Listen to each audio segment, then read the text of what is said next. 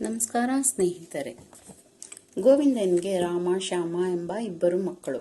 ಅವರು ಚೆನ್ನಾಗಿ ಓದಿ ವಿದ್ಯಾವಂತರಾಗಬೇಕು, ಊರಿಗೆ ಮತ್ತು ತಮಗೆ ಹಾಗೂ ಒಳ್ಳೆ ಮನುಷ್ಯರು ಎಂದು ಹೆಸರು ಗಳಿಸಬೇಕು ಎಂದು ಎಷ್ಟೇ ಕಷ್ಟ ಆದರೂ ಪರವಾಗಿಲ್ಲ ಎಂದು ಒಳ್ಳೆಯ ಶಾಲೆಗೆ ಸೇರಿಸಿ ವಸತಿ ಇರುವಂತಹ ಶಾಲೆಗೆ ಸೇರಿಸಿದರು.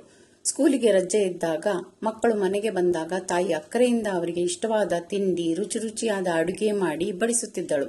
ಹಾಗೆಯೇ ತುಂಬಾ ಮುದ್ದು ಮಾಡುತ್ತಿದ್ದಳು. ತಂದೆಯು ಮನೆಗೆ ಬಂದಾಗಲೆಲ್ಲ ಅವರಿಗೆ ಬೇಕಾಗಿರುವುದನ್ನು ಕೊಡಿಸಿ, ಊರು ಸುತ್ತಿಸಿ, ನೀತಿ ಕಥೆಗಳನ್ನು ಹೇಳಿ ಅವರಿಗೆ ಸಂತೋಷ ಪಡಿಸುತ್ತಿದ್ದ. ಗಂಡ ಹೆಂಡತಿ ಇಬ್ಬರು ಮಕ್ಕಳನ್ನು ನೋಡಲು ಸಿಟಿಗೆ ಹೋಗುತ್ತಾರೆ. ತಾವು ಅಲ್ಲಿಗೆ ಬರುವುದಾಗಿ ಮೊದಲೇ ಅವರಿಗೆ ಹೇಳಿರುತ್ತಾರೆ. ಮಕ್ಕಳಿಬ್ಬರು ಬಸ್ ಸ್ಟ್ಯಾಂಡ್ಗೆ ಬರುತ್ತಾರೆ. ಅಪ್ಪ ಅಮ್ಮ ಬಸ್ ಇಳಿದು ಬರುತ್ತಾರೆ. ಅದನ್ನು ನೋಡಿ ರಾಮ ತಂದೆ ತಾಯಿಗೆ ನಮಸ್ಕರಿಸಿ ಕಾಲು ಮುಟ್ಟಿ ಯೋಗಕ್ಷೇಮವನ್ನು ವಿಚಾರಿಸುತ್ತಾನೆ. ಆದರೆ ಶ್ಯಾಮ ಅಲ್ಲಿ ನಿಂತು ಸುಮ್ಮನೆ ಬಸ್ಸು ಜನಗಳನ್ನು ನೋಡಿಕೊಂಡು ಬರುತ್ತಿರುತ್ತಾನೆ.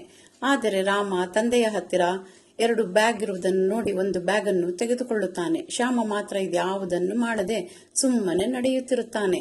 ಇದನ್ನೆಲ್ಲ ನೋಡಿದ ಗೋವಿಂದಯ್ಯನಿಗೆ ತುಂಬಾ ಬೇಜಾರಾಗಿ ತನ್ನ ಹೆಂಡತಿಗೆ ಹೇಳುತ್ತಾನೆ, ರಾಮ ಎಷ್ಟು ಸಂಸ್ಕಾರವಂತ, ವಿನಯ ಕಲಿತಿದ್ದಾನೆ, ಅಪ್ಪ ಅಮ್ಮನ ಬಗ್ಗೆ ಕಾಳಜಿ ಇದೆ, ಆದರೆ ಶ್ಯಾಮನನ್ನು ನೋಡು ಎಂದು ಬೇಜಾರಾಗಿ ಹೇಳುತ್ತಾನೆ. ಅಯ್ಯೋ, ಏಕೆ ಬೇಜಾರು ಮಾಡಿಕೊಳ್ಳುತ್ತೀರಾ, ಅವನಿನ್ನೂ ಚಿಕ್ಕವನು, ಕಲಿತುಕೊಳ್ಳುತ್ತಾನೆ ಬಿಡಿ ಎಂದು ಹೇಳುತ್ತಾಳೆ.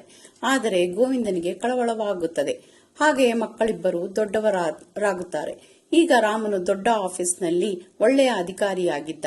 ಜನರು ತುಂಬಾ ಮರ್ಯಾದೆ ಕೊಡುತ್ತಿದ್ದರು. ಅವನನ್ನು ನೋಡಿ ನಮಸ್ಕರಿಸುತ್ತಿದ್ದರು. ತಮ್ಮ ಕೆಲಸ ಮುಗಿಸಿಕೊಂಡು ರಾಮನಿಗೆ ಧನ್ಯವಾದಗಳನ್ನು ಅರ್ಪಿಸುತ್ತಿದ್ದರು. ಆದರೆ ಶ್ಯಾಮನ್ಗೆ ಉಳಿದ ಅದೇ ಆಫೀಸಲ್ಲಿ ಕೆಳದರ್ಜೆಯ ಕೆಲಸ ಮಾಡಿಕೊಂಡು ಬಂದವರಿಗೆಲ್ಲ ಕೈ ಮುಗಿದು ನಮಸ್ಕರಿಸುತ್ತಿದ್ದ. ಜನ ಕೊಟ್ಟ ಟಿಪ್ಸ್ಗೆ ಕೈ ಚಾಚುತ್ತಿದ್ದ.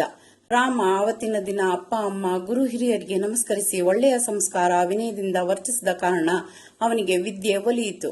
ಆ ವಿದ್ಯೆಯಿಂದ ಒಳ್ಳೆಯ ಅಧಿಕಾರ ಸಿಕ್ಕಿ ಒಳ್ಳೆಯ ಪವರ್ ಅನ್ನು ಪಡೆದಿದ್ದ. ಬೇಜವಾಬ್ದಾರಿಯಿಂದ ನಡೆದುಕೊಂಡ ಶ್ಯಾಮ ನಮಸ್ಕಾರ ಮಾಡುವುದು ಅವಮಾನ ಎಂದು ಗುರು ಹಿರಿಯರಲ್ಲಿ ವಿಧೇಯತೆ ಸರಿಯಾಗಿ ಓದದೆ ಪಾಸಾಗಲಿಲ್ಲ. ಹೀಗಾಗಿ ಅವನು ಎಲ್ಲರಿಗೂ ನಮಸ್ಕರಿಸಿಕೊಂಡು ಬದುಕಬೇಕಾಯಿತು. ನೀತಿ: ಮಕ್ಕಳಿಗೆ ಚಿಕ್ಕವರಿರುವಾಗಲೇ ನಯ ವಿನಯವನ್ನು ರೂಢಿಸಿಕೊಂಡು ಬದುಕಬೇಕು, ಇಲ್ಲದಿದ್ದರೆ ಶ್ಯಾಮನಂತೆ ಕಷ್ಟಪಡಬೇಕಾಗುತ್ತದೆ. ಧನ್ಯವಾದಗಳು. ದಯವಿಟ್ಟು ನನ್ನ ಚಾನಲ್ ಶೇರ್ ಮಾಡಿ, ಸಬ್ಸ್ಕ್ರೈಬ್ ಮಾಡಿ, ಹಾಗೆ ಲೈಕ್ ಮಾಡಿ. Thank you.